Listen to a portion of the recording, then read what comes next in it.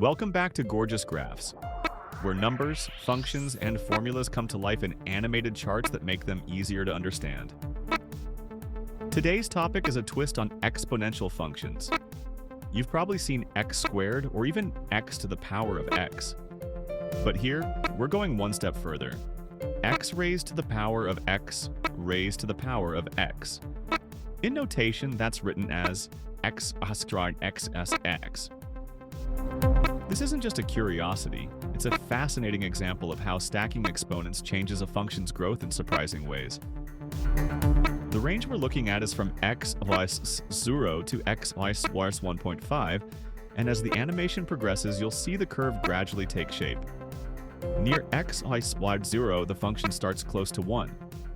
That's because very small positive values of x, when put into this layered exponent structure, don't change drastically at first. In fact, as we move toward x plus 0.6 or so, the function dips slightly below 1. That dip is an interesting feature. The growth actually slows down before it starts accelerating again. After that turning point, the curve begins to rise, gently at first, then with increasing steepness. By the time we reach x of 1.5, the value has climbed to about 2.5.